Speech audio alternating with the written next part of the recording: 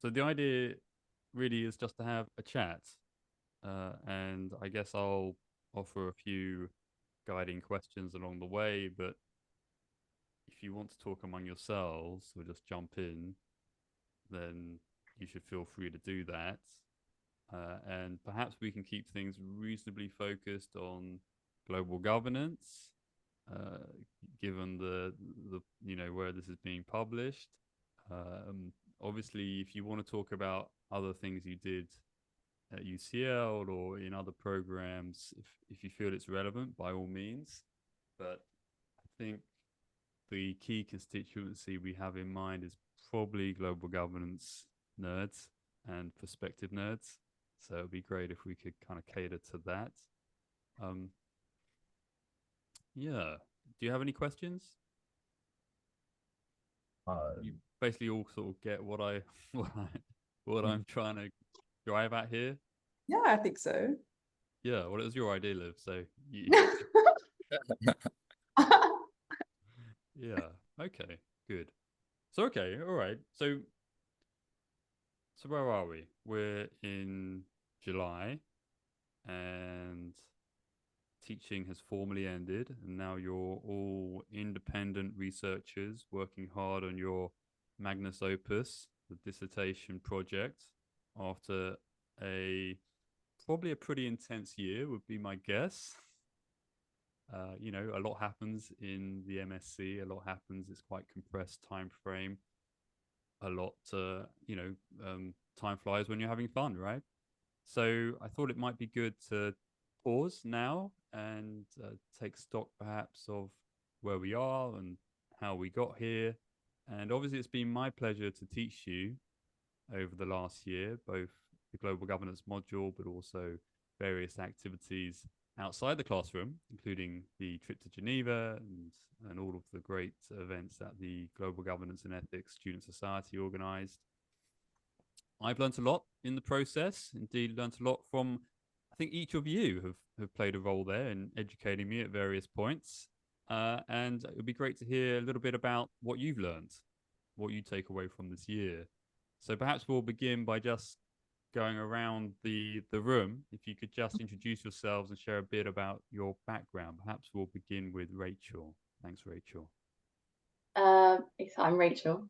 Um, my background, what in background in terms of what we did before we came, or background of what we've like chosen to focus and hone in on in our masters, or both?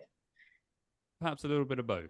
Okay, so I did PPE as my undergraduate, and then I took a gap year, did a bit of traveling, and I think that's definitely why I chose, not because of the traveling, but because of like my PP like broad background, why I wanted to choose like a very like broad subject. Like I feel like global governance encapsulates so much, and I feel like specifically quite a lot of like the issues like globally that I'm interested in was something I was really able to like focus on within this course and like explore further, as opposed to like some of the more like not narrow, because obviously every master's is going to give you the scope, but I think that is something unique to global governance. You have a very, you can look at things at very different angles, which is something that I absolutely loved. And then, yeah, I'm currently writing my dissertation on kind of like climate change and loss and damage and climate justice. So that's definitely something that I'm passionate about. So, yeah. Yeah, great. I mean, global governance is definitely a many splendid thing. Mm. Perhaps we'll return to that in just a minute. First, let's hear from Ollie.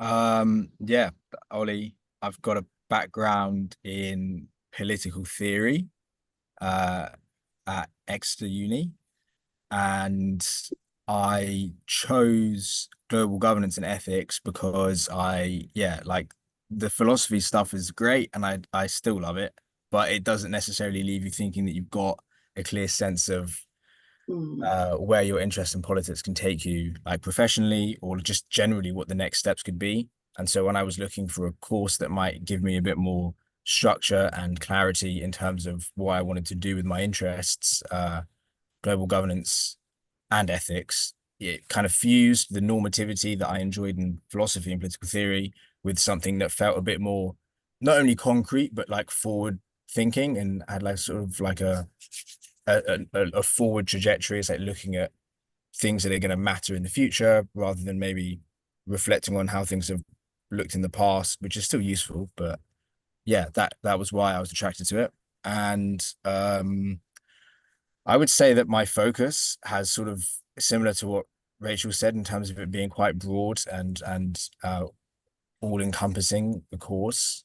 I would say my focus has been quite like macro. So I'm writing my dissertation about how globalization sort of creates tensions with democracy, and that's an issue that you see like across Europe. So it's not something that's maybe specific to like a certain country and so forth. And so I've enjoyed, yeah, looking at those like overarching themes that are prescient at the moment. Brilliant. Yeah, and I think I should also just do a shout out for the podcast here, which Yeah. Ollie has Yeah, guested my on God, as yeah. a co-host, which has been fantastic. And it's been really fun exploring some of that macro territory, sometimes pretty off the reservation territory in that context as well. But also, as you say, trying to bring it back to reality, bring it down to the ground of what is the relevance here of that normative debate for thinking through practical directions of travel when it comes to actual politics, governance. Yeah, thanks, Ollie. And last but certainly not least, Liv. Yeah, I'm Liv. I did my undergraduate degree in economics at Bristol University. And I actually, on the whole, didn't enjoy it that much. I always gravitated more towards the kind of human rights side of it. So anything that related to economic inequality I was interested in, or specifically women's rights. And I knew I wanted to do a master's, and I was sure it was going to be in political science, maybe public policy, maybe social policy. My friend actually sent me this course, and she was like, this is right up your street. And initially, I'm not embarrassed to say, initially, I actually misunderstood what global governance was. I thought it was about learning about different governing structures. I'd never heard of global governance before. So I was kind of like, oh, this is new. And then I realized that it's not too dissimilar from international relations, which I quite liked. But I think what attracted me to it is that it's applicable to kind of everything. I mean, the fact you have sort of like global governance of AI, I mean, I find that so interesting. I think we definitely need something that's new and adaptable in this sort of ever-changing world. And another big thing for me was the fact that I could actually study women. I mean, I'm doing my dissertation now, women's rights. That was a sort of priority for me. I wanted to make sure that that was something I could specialize in. But what global governance allowed me to do is to look at that on a global scale, which is really important. I knew I wanted to do important work, and I would always say I want to help people. I don't really know how, but not nationally. I wanted it to be like on the biggest scale possible. So global governance kind of ticked all the boxes. So yeah. Might be a good time to discuss a little bit, well, what is global governance? And obviously, having taught the program for 10 years now, I spent a lot of time trying to answer that question. And hopefully, I do a fairly good job in the first lecture of the module. But as Liv says, it is operating at that high scale, macro, global scale. But a big part of the challenge is how do we articulate that global scale down to the regional, down to the local? How do we understand multi-level governance? How do we understand the footprint of global governance? How do we understand the impact of global governance on the supposed beneficiaries, although sometimes victims of global governance? And it's been really fun designing the course. And as you say, we do global governance of new technology and artificial intelligence. We do global governance of health. We do it on climate change. We do it on human rights. We do it on global economy. So it's kind of a patchwork of different empirical domains to try and grapple with, okay, we have this theory, we have a kind of theoretical apparatus about how global governance works or should work in the world, but how does it actually play out in practice across these different thematic areas? But of course, also, you're all exploring your own individual interests as well within that kind of umbrella. And I guess the question for you would be, and Liv has partly answered it already, but what was your understanding of global governance before you joined the course, and And what was it that motivated you to choose this particular program? Should we start with Ollie this time, perhaps? Sure, That's sure. okay. I think that my understanding of global governance prior to coming into the course was that it was a lot more efficient than what it Yeah. actually is, to be honest with you. Like I sort of had I guess visions of like how the UN operated and how lots of other international organizations worked relative to member states and like countries, and just assumed that the sort of grandiose nature of the mandate and the remit meant that they got things done and meant that it was effective. And obviously to an extent it is. But so I think what the course does well is explore like the nuances and the complexities as you're describing, like moving from that macro level down into the regional and even to the local. And I think maybe to sum it up in like a sentence, I've come to understand global governance as a form of like crisis management, essentially. So that there's like issues that you can't, the issues that are inherently transnational, like climate change or evolving AI or ungoverned AI, critical mineral supply chains, things like this that are inherently across the borders. And you do just need international cooperation to try and address those challenges. And I think the course breaks that up quite nicely, because I sort of understood it as there being different types of issues that require different types of governance, and what sense of the structures are currently well equipped to dealing with these issues and which ones are maybe a little less well equipped. Yeah, I hope that's answered some of the question. Yeah, I mean, let me sort of flesh that out a little more then. I mean, in the part of the course, certainly where we begin, which is quite perhaps it's quite sort of front loaded with quite big concepts and ideas, and we do power, right? And we look at not only levels, which is kind of the architecture of global governance, but we look at the power distribution among different actors, and that's not just states, right? That's also private corporations, it's NGOs, it's all sorts of other transnational networked actors that are operating sometimes across levels, sometimes within the state, sometimes sort of beyond the state.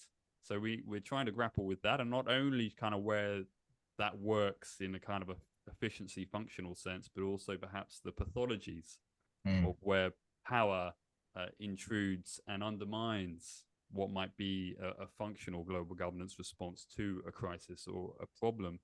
And I think it's interesting, your reflection, Ollie, because I guess if we could all just get into a time machine and go back to 1995, we might all, many of us would probably sit there and maybe agree that, this is a very functional global governance system, sort of at that moment. So kind of the liberal triumph post-Cold War, Fukuyama, the end of history. But it's almost 30 years later, right? And we're having to kind of update our models and trying to make sense of what our current reality looks like. Yeah. Rachel, do you want to come in next? Yeah, I was right on the back of what Ollie said. I think going on, how we had this perception of like the UN, it's so great. Like, I'm not saying it's not great, but I think it was quite, when we went to Geneva and we went to the UN and they said they can't even afford their electricity bill. I think that was a real moment where it's like, yeah, okay, we do have this huge, powerful organization, but like even within that, they have their own issues like on that whole global governance scale. But I think for me, it's so interesting you ask this question, because it's the first question everyone asks when you say, oh, what masters do you do in global governance? They go, oh, wow. And then they're like, what is that? And I'm kind of like, what is it? Great question. Yeah, it's a difficult one because it's so many things into one, which I think is why it's so complicated to explain. But I think the easiest way to take it is exactly what Ollie said. Like if you think of the issues which you can't just narrow down to one place, like something that's not necessarily just happening in like your local area, and then almost like work backwards from that. And then within that broader issue, you've got all those issues of like power and order, you've got inequality, you've got the whole issue of how the system was set up like 50 years ago and how that plays in like the modern day, and that has a massive issue and interplay on the global governance structure of how we deal with those issues today. So I feel like that's how I like think to try and explain it, but it is a difficult one because it is almost so much complexity into one. But that, again, what I love about it is I feel like it is forward thinking. Like, yeah, you have to know the background and some of like the theoretical concepts, but predominantly is like what's happening now, what's going to happen in the future. And I think that's something that definitely caught my attention when looking at the course, because, you know, I'm not here to study history. Like if I wanted to study like those really long issues past, I would have done something like that, something really political, theoretical. But I think I get really drawn into what's here, what's right now, like what can we actually do to like make changes and make improvements. And that is something that I think this course really grasps and like allows you to explore more. So yeah. Yeah, that reminds me a bit of something Daniel Schmachtenberger said on the podcast. He said, you know, you often hear this slogan, think global, act local. Mm-hmm. But in practice, what a lot of us are doing is actually thinking local and acting locally.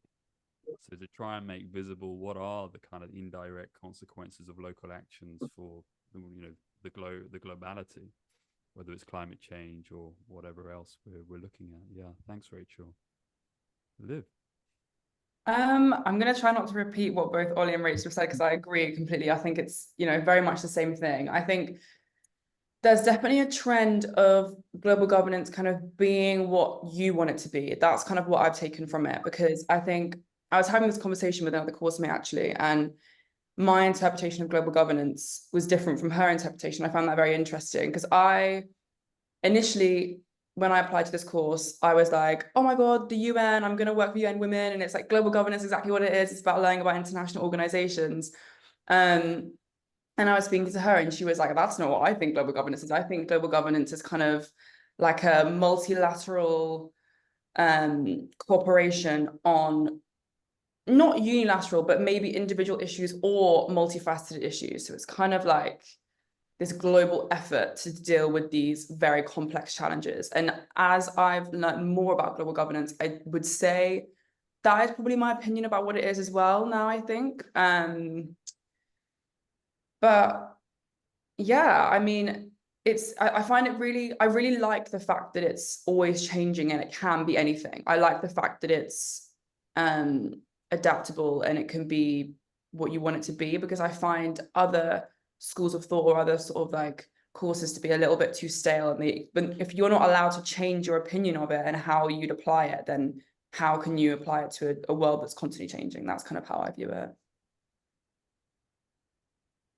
So I guess perhaps just to develop that a little more, and maybe you could bring in some concrete examples, but how do you feel the program, the subject matter has met or exceeded or differed from your expectations, or indeed whether there's been anything you were like, oh, you know, that's been a real surprise actually? I mean, has it filled in any gaps in your knowledge? Or I mean, it's definitely filled in many, many gaps in my knowledge. When I think back to September when I first started, I really don't think I had much of a clue about actually what global governance was. I mean, I think I knew that it was like, we learn a lot about international organizations and learn about kind of how they do really good work and how they work, but also the negative. So I really have enjoyed that we're able to critique kind of an international organization fundamentally about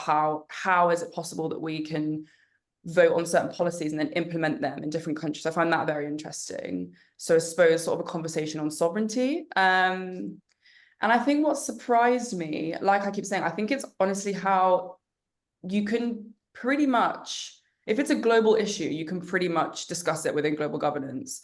And I think when we had our assessment period at the end of term 2, we had so many essays and I really didn't want to discuss anything that I kind of knew about already in the assessments. I wanted to approach new things and things that have always I found really interesting, or things that would be interesting to read. And so I wanted to kind of play on the flexibility that global governance has to do that. So I think that has been a surprise, because to me, education has always been right or wrong, I mean, what somebody who was in the same class as me 10 years ago would have learned the same thing I'm learning. And I find that a little bit stale, just a little bit same thing, same old, same old. So yeah, that's been quite surprising to me, I think. perhaps speaks to the more high level rarefied claim people like Zach Stein make, which is all global problems are ultimately problems of education. Mm. And, you know, I think that's also come up time and again in various conversations, is we inherit all the legacy ideas and structures and paradigms and everything else. So, you know, we need to be critical about the extent to which they're a good fit to the world, the challenges that we currently face. And so, I mean, in many ways, this is this is an experiment in innovation with all of you in the course and program as well, right? Yeah. I also think that from my side, when you're like in the weeds of reading literature and even just trying to like plug into the news and get a sense for what global governance is, but also what the important issues are that global governance structures are trying to address, you can sort of forget, or you can sort of overlook how much you're actually learning. So just like identifying, for example, like the issues to do with ungoverned AI or supply chains is something that I never really thought about, like EV batteries, right? Which are things that are like super important to most people's day-to-day lives into like an energy transition, which is an important issue for global governance structures to try and get on top of. And you can start like, I definitely didn't even realize that I was like revealing how important that issue was to myself while I was coming across it, because you just have that, you read it, and then there's like another reading, and then there's another reading, and all these things like pile on top of each other. But when you stop to reflect on it and you think about the things that you've actually taken away over the last year, just like getting a lay of the land and just like knowing like what the important issues are for the next 30 years is super helpful. And I think the course does a good job at steering you in that direction. Yeah, I think that's helpful. Definitely. It's been good for me, like looking at what I want to do after my degree and just identifying like, okay, if I know I'm not like super passionate about any one given thing to begin with, what are the topics that are clearly really important, like the energy transition, or like, I know I've said critical minerals loads, but it's a thing that I've become quite interested in. You know, the failures of globalization and wealth inequality between the haves and the have-nots, stuff like that, you know. Mm. Mute. I'll edit that bit. Yeah. So yeah, I mean, basically, when you're sort of reading the media, The Economist, whatever you read, Yeah, you feel like you can now kind of have more insight into the matrix, if you will. 100%. You There's get like a the clear substance. criteria. You know what I mean? Like when I'm looking at articles, they sort of prior to the course, they maybe felt a bit disparate and disjointed. And they was just like, oh, this is to do with tech. And like I didn't do a degree in like engineering, so what does it mean to me? It's not directly relevant. But when you do global governance and when you learn about how the things all thread together a little more, and especially like what the geopolitical risks associated with a lot of other sectors are, that you can start to this is again like my own personal opinion, you can start to understand what you might want to do with an interest in politics beyond like generic pipe dreams about being a diplomat or like working in the foreign office, which are still great things. And like I'd still love to do stuff like that. But you know what I mean? You can like flesh it out a little more because you understand how it fits into other sectors, you know? I think generic pipe dreams might be a good title for this episode. Yeah. Yeah. I mean, that sounds very exciting, the way you laid that out, Ollie. Yeah, no, I mean that's how I've reflected on it, definitely. Like if I'm thinking about what I've taken away from the course and like how it's helped what I'm doing now, that's definitely it. Just like being attuned to things that seem to be important for the foreseeable future, you know? No, I would agree with Ollie. I think it's more, whereas before this course, I'd probably taken one issue and looked at that one issue, and then it would then, you wouldn't look at how everything is interconnected.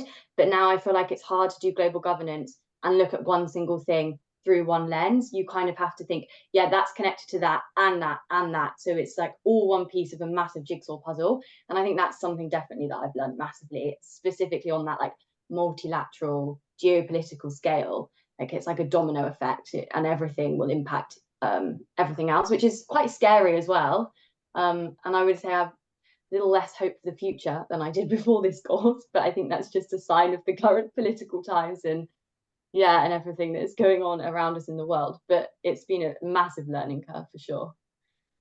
I definitely agree. I think also one thing I'd say, what Ollie mentioned about the articles is so true, because I feel like when I was doing my undergrad, I would always shy away from anything that was, I mean, I'd understand kind of things about economics, but if it wasn't about that, I would just sort of shy away from it, and I'd be like, oh, I don't really understand. I don't have the knowledge to actually understand what's in this article. So what's the point in reading it?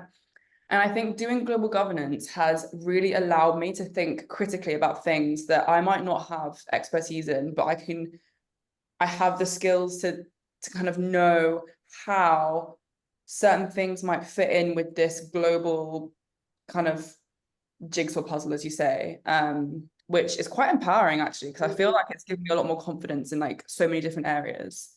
Yeah. Yeah, I mean, that's a big motivation in the course, is to not treat these different issues as silos, which is actually also an analytical challenge, right? A lot of scholarship is very siloed into, trade or human rights or climate change or health. But of course, actually, when you get into the weeds, you realize there's a lot of interfacing, a lot of interaction across those domains. If you don't understand the trade domain, then you're not going to really be able to make sense of why we're stuck when it comes to climate governance. Because obviously the trade domain is crucial in terms of understanding the externalities surrounding the global economy and its impacts on climate change. So yeah, hopefully we managed to convey that to you all. No, and I also think the ethics aspect also really neatly tied it together as well, but obviously from like a different perspective. Like I feel like in that course it was, again, you looked at multiple like different issues and the interconnections within them, but like on the normative side. And I think that also for me added like a really, like, I loved that, looking at it.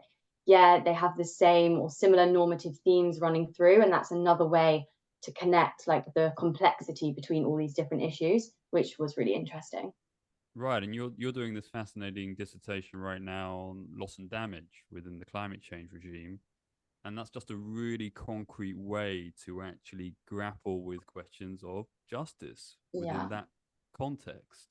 And it makes those normative concerns, which obviously, have decades, centuries of scholarship underlying these concerns, it makes them very real and alive and contemporary within what can, from the outside, look like quite a bureaucratic, committee-dominated arena. Yeah, I think it's helpful as well because like you can sort of it's similar to the dissertation I'm doing. I think just listening to the reflection on Rachel's, mine's actually quite normative as well, talking about the sort of damages of financialization, essentially. But I think the point I wanted to make is that you can sort of couch normative arguments in a lot of objective analysis, which is like really helpful because especially from my background doing philosophy, you can sort of get lost in just making points because you know that they're right or because they sound like they're morally correct. But that only takes you like so far in terms of actually cutting through and sounding coherent and making credible arguments, because a lot of what you say still has to be rooted in like objective fact and proper analysis. And yeah, that's really helpful too. Rachel, did you want to add anything? No, I agree with that. Like I definitely, from doing philosophy at undergrad, I completely agree. There is only so much. I don't want to downplay philosophy. Like there is only so much you can do with that kind of deep theoretical, like moral normative kind of framework thinking. Like I think you do need that kind of analytical, like objective in the real world like approach as well, which is why I think the merger of the two is kind of like the perfect mix. But yeah, I agree with Ollie. So perhaps we'll just shift focus a little bit and move to the more day-to-day experience. So it'll be wonderful if you could share a little bit about how you found the experience of studying both as a cohort within the Global Governance and Ethics program and perhaps more broadly at UCL or living in London. I don't know who wants to kick us off. Yeah, I don't mind kicking off. I mean, I feel like I've said this to so many people. I think the global governance and ethics cohort is probably the nicest group of people I've ever met in education. I feel like I've had such fantastic conversations with people. inside and outside the classroom. I feel like it's so sort of liberating to hear different perspectives. And I think because everyone's from slightly different backgrounds, you really do hear interesting things. I mean, there's people on a course who have done engineering, there's people who have done all sorts. So it's like you have people from different walks of life, which I think is really interesting. And also I think it can be very intimidating. I was really intimidated to join our course purely because I felt like everyone's going to know what they're talking about. And, you know, I'm the youngest I could be to be doing a master's, let alone coming from a completely different background. So I was quite worried about it. But I've never felt judged or kind of, even when we did our presentations, I was like, even if I mess up, it's not a problem. Everyone's so kind, which is really, really important, I think. And in terms of UCL, I mean, it's like the most beautiful campus ever. And it's just like so well located. I've really, really enjoyed my time at UCL. I recommend, I've had a few people message me who are considering doing masters there. And I'm always like, it's really the best place to do it. Yeah. It is nice having an actual campus in London. It's not always the case. Yeah. Absolutely. Cool. Rachel? I would agree on our cohort that we have been so unbelievably lucky with our cohort. Like it as like a group of people, I feel like we're all friends. Like everyone is so supportive, which is quite nice. Like read each other's essays and stuff, which also you learn so much from as well. But like everyone's just so nice, which definitely helps.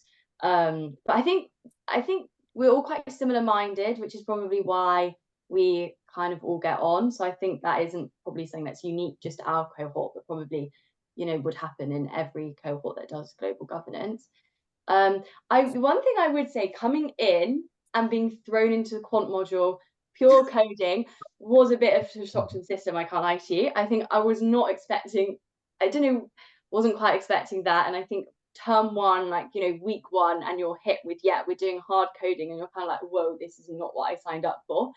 But like ultimately, as a reflection, you learned so much from that. Like definitely something out of my comfort zone, but did good skill to have, definitely. And you do use it, like it's very good to have on your CV as well. But that's definitely something I wasn't expecting.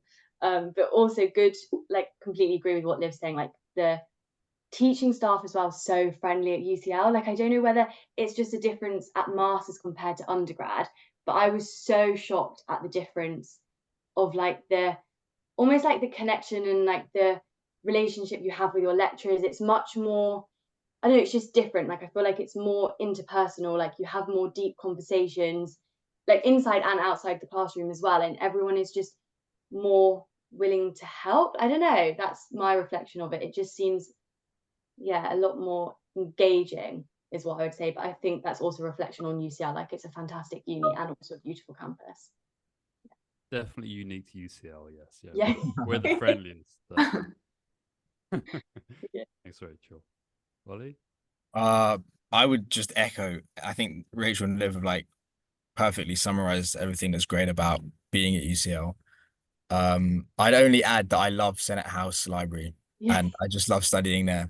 That's like the only other thing. Like all the interpersonal stuff, everything that you said, I think is bang on. Plus, some of the library spaces are just gorgeous. So that's really nice, you know. Yeah, and it's cool to hang out in the location where Batman was shot, right? Which I think is Senate House. Yeah, and it inspired the Ministry of Truth in 1984, I think, as well. So that's a bit oxymoronic in terms of me loving it, but Brilliant. So, well, here we are. You're still in the program, still working away hard on your dissertations, but I guess we're moving into a little bit of a transition time as you begin to move towards trying to find your feet professionally. So I was curious to ask, you know, how do you feel the program has informed your career aspirations? I mean, what kinds of roles or fields are you interested in pursuing after graduation? Who wants to jump in? I can jump in. Yeah, thanks. You got it. Oh, okay. I would say that touching on what I mentioned earlier about identifying which issues are going to be important for the foreseeable future has been really helpful for me, because I'm not someone that's had like a specific passion growing up. So I've not, you know, when you're young and you get advice that's like, oh, just follow your passion, like do the thing that you love, and that will guide you into like a good day-to-day working lifestyle. I've not always been able to identify like clearly the thing that I find that I'm passionate about. So having an opportunity to really flesh out the issues or the problems that like really deserve attention has been really useful in terms of guiding me towards different sectors or like different sort of topics. I know I've mentioned it multiple times, but like things to do with the energy transition and like critical minerals has surfaced in recent months as something that I find very interesting. And that's at the sort of juncture of the work that I've done at UCL and then like some of the work that I'm doing now, that it's sort of married together perfectly. Like UCL, I think the global governance course really opened my mind up to the sort of supply chain element to it and the sort of power relations and like China sort of gatekeeping a lot of the access to minerals for sort of geopolitical reasons. And yeah, like the first module, I think addresses those dynamics in a quite an interesting way. And then I've been able to build on that, like in terms of the work that I'm doing. And it has been a lot more seamless. It's not been seamless, but it's been a lot more connected than I thought. And a lot of that probably just comes down to luck and just like falling into interesting places. But it's nice to know that you can like 100% take things out of the course, right? So yeah.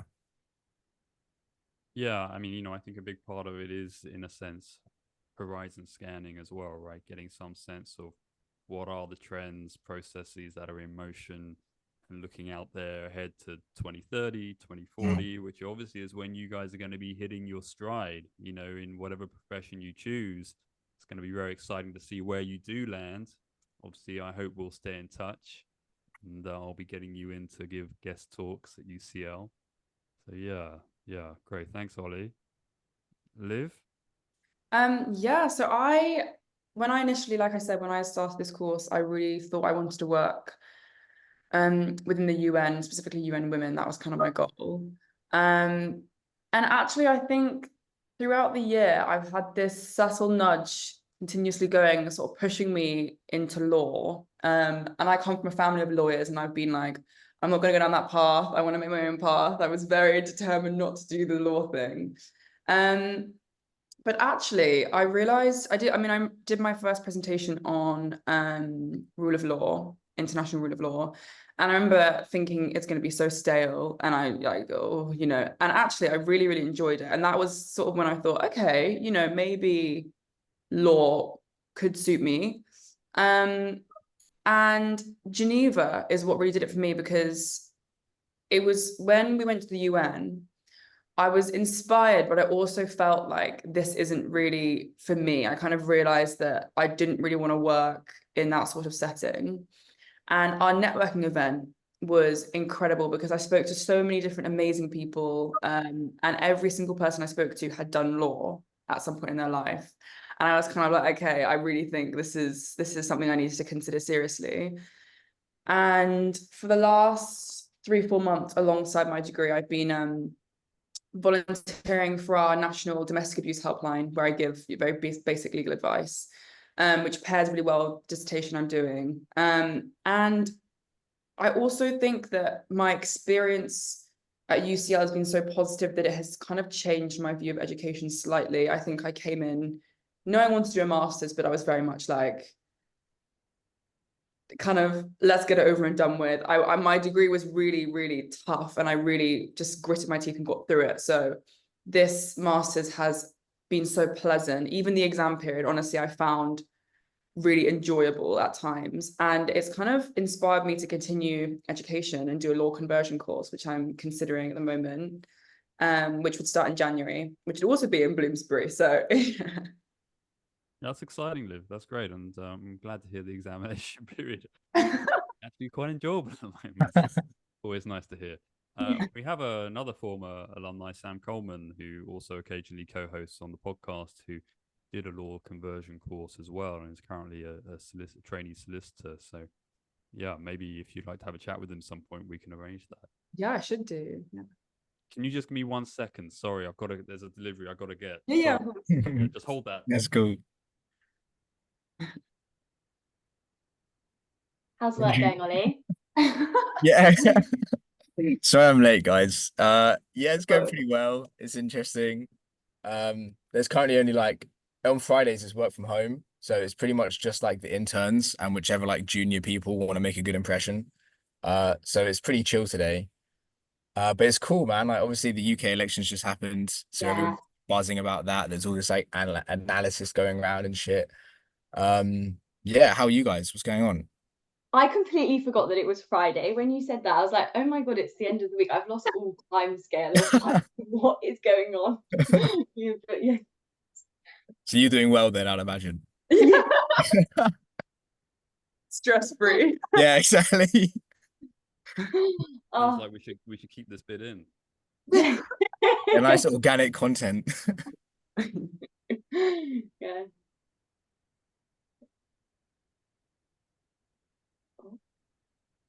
So We yeah, can't so, hear you, Tom. Oh, we Oh. can now. you can There hear you go, me? yeah. Can hear you It's now. okay.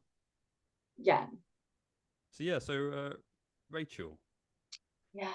your Well, thoughts? well, very changed my mind quite often, but I think end goal, I think I'm still on the UNDP, UNFCCC, UNAID, something like that. I just really, that is like pipe dream. But I think potentially, when I started the course, I thought I want to do it straight away. Whereas I feel like now I've kind of feel like that's where I want to end up, but I don't know when I want to be there or like anything. Do you know what? So I think it's got a less vague, which I think is good and interesting. But for now,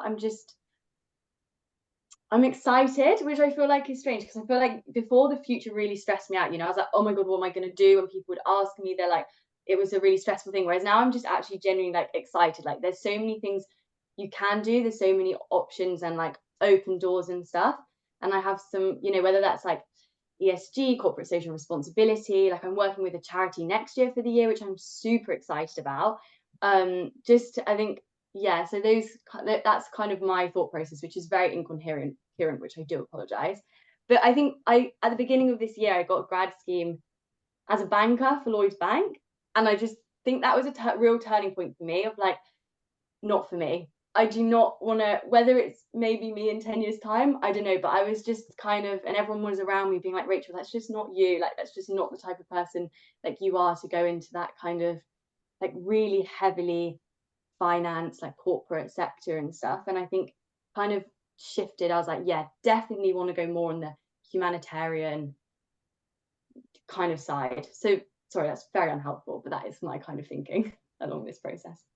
No, yeah. I think that's very helpful. And I think another aspect to doing a master's, which is often perhaps not so well understood, is that it does give you some time, to metabolize, to process after your undergraduate, perhaps after a bit of traveling too in some cases, or perhaps after some professional experience. But I think a lot of students come into the program and through the course of the year tend to reorientate or to establish a bit more of a direction as to where their real interests lie. And that's obviously a wonderful part of having that time to reflect. No, for sure, definitely.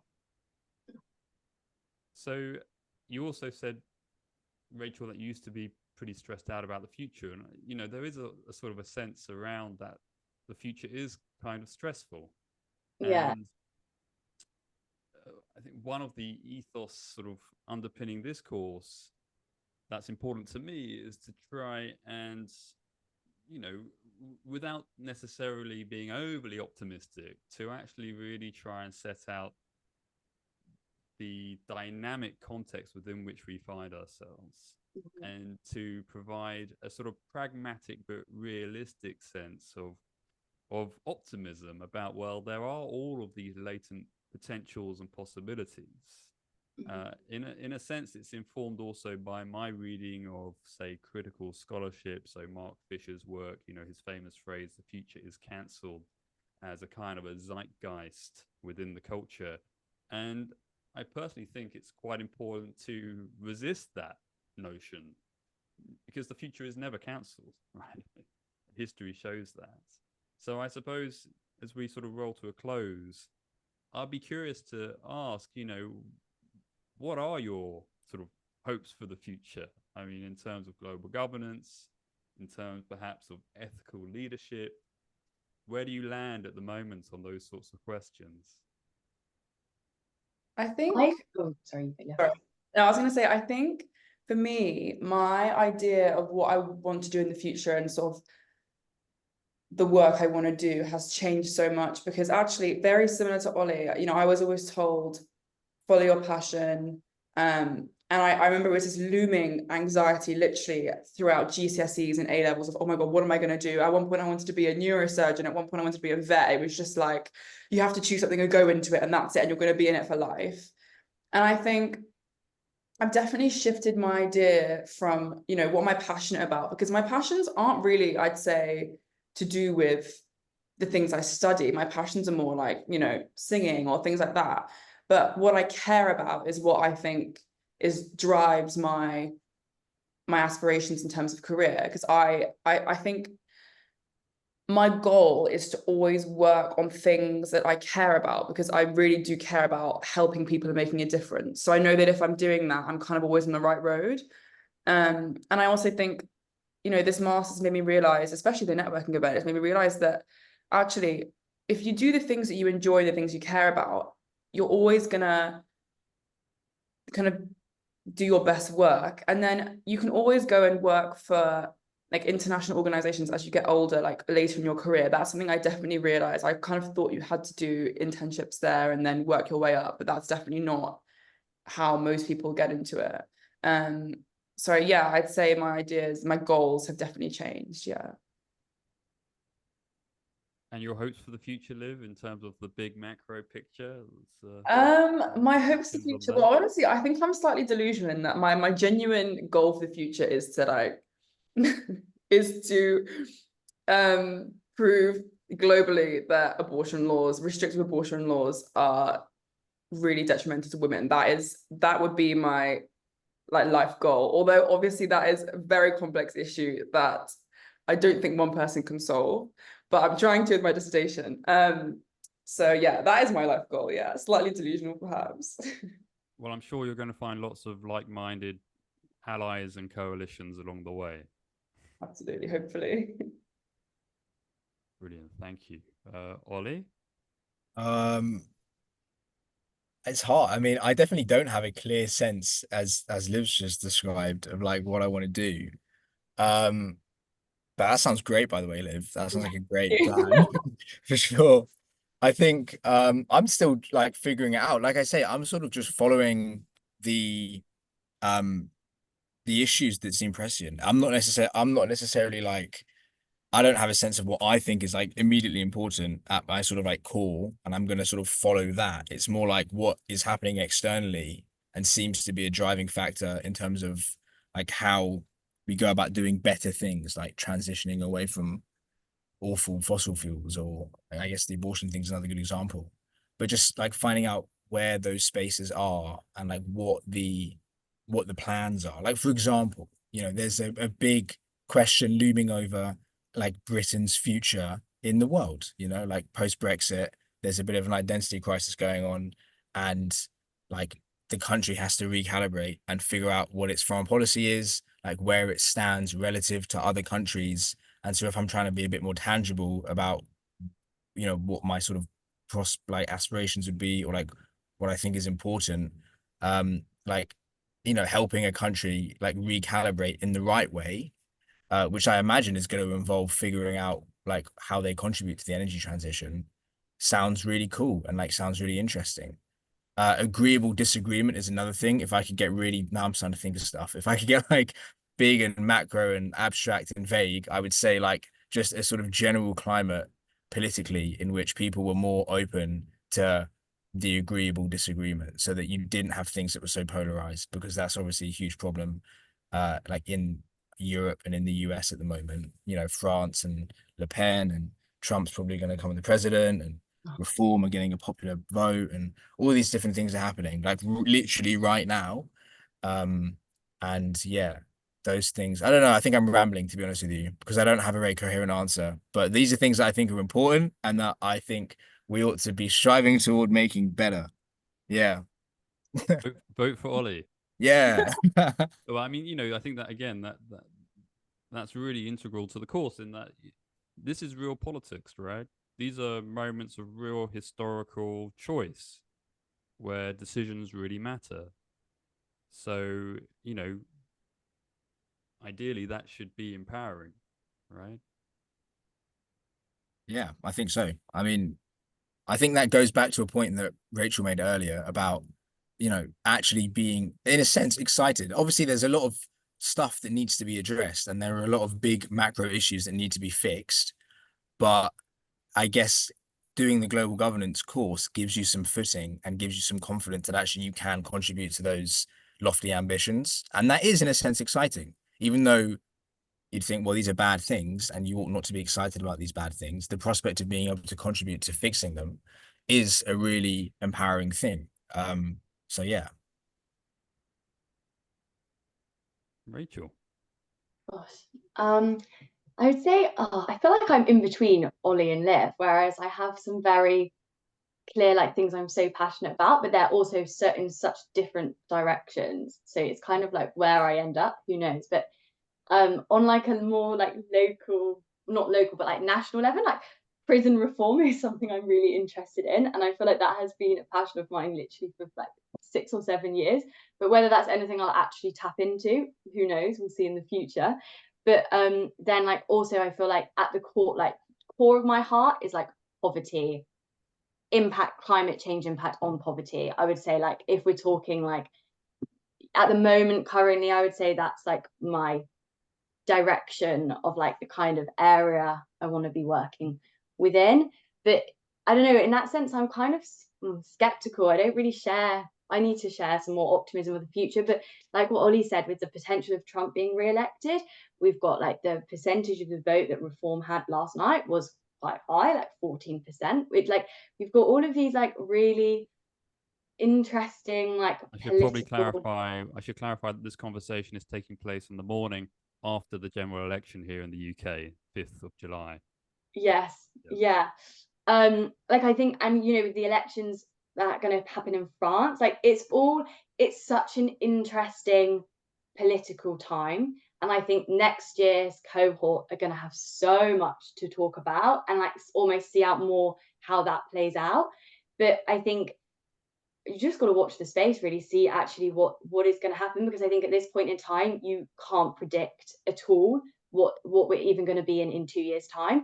I think especially on globalization, multilateralism, I think even on things which we were sure about kind of like 5 years ago, I think everything is so uncertain, which I think kind of adds to my whole, you can't really be sure nowadays because you kind of have to move with what's happening in the situation. It kind of doesn't really make sense to be like have one stuck direction, because you just have to be flexible about the changing situations around you.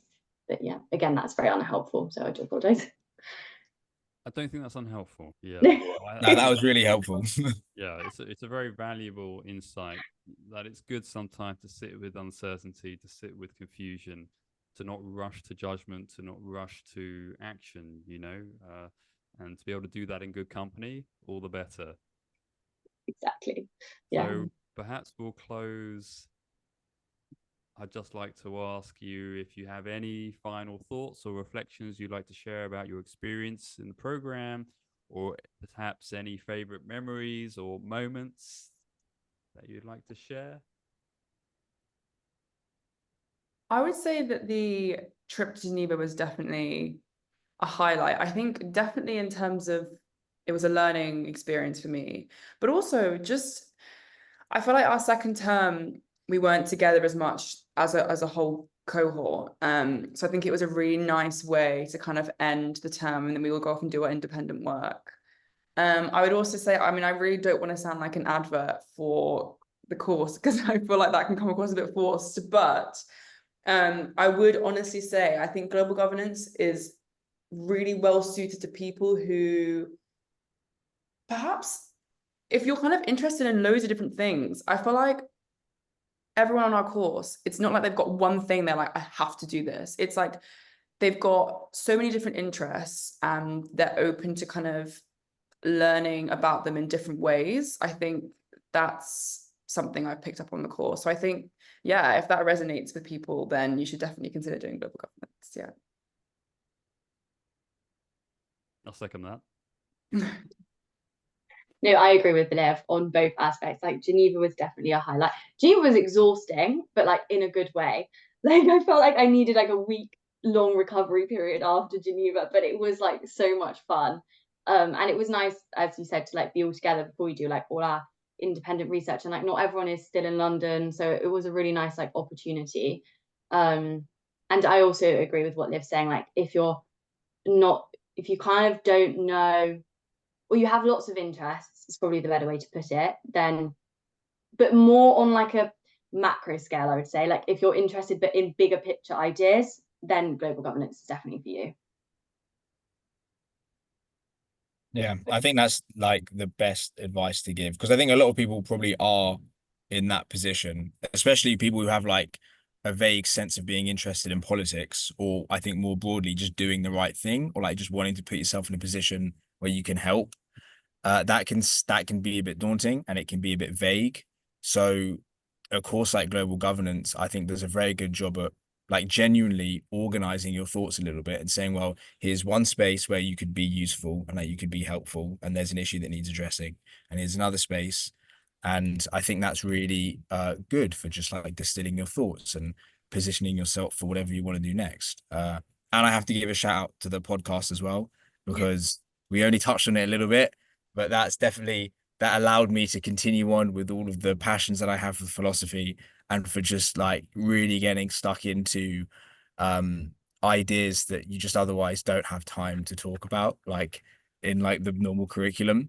And also just engaging with like sort of spheres of academia that are just super interesting. Like the episode that we did with Bonnita Roy, like will always be with me. It was just so fascinating.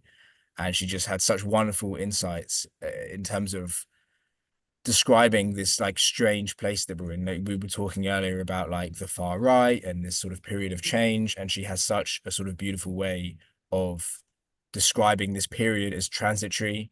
And it's just, it's an outlook that I think people should definitely take the time to at least dip their toes into. It is very hard to understand, and I don't get it all entirely. And I spoke to her for like an hour. And what's the name of the cast of characters? I can't remember, Tom, that she's a part of. The intellectual dark web, is it? Or It's like a website that group have. oh yeah, Perspectiva. Yeah, Perspectiva, that's the website. Yeah. Like a lot of the stuff on there is deep and complex, but also very enriching and very nice if you just want to read something, really, I would say. I entirely agree. I really love just browsing through that website, and it is quite eclectic material, but it expands my horizons, Yeah. Yeah. Well, I think that brings this to a close. Yes, everything is transient, as you say, Ollie, but you have these moments punctuated by authentic, alive connection. And it's really been a pleasure to have this conversation with you all. I've really enjoyed this year. Hopefully it gives people a flavor of the conversations we had through the seminars, and how you kept me all on my toes, which is always appreciated. And I will miss you. I hope you will stay in touch. And, perhaps we'll pick this conversation up again in 5 years. And that'll be exciting. Yes, that would be great. Yeah. That would be cool. A real pleasure. Lovely to see you all. And you. We will all, I'm sure, stay in touch. Absolutely, yeah. Yeah, for sure. All right. That's a wrap. See you Thank soon. you. Thanks, guys. Nice to see you all. Bye. See you soon. Bye-bye. Oh, and just 1 second. Oh. You're all okay for this to be published? Yes. Yeah, cool. I'm the only one who made mistakes. So No, happy. That sounds great. Thank you, guys. really appreciate it. Bye-bye. Take care. Bye.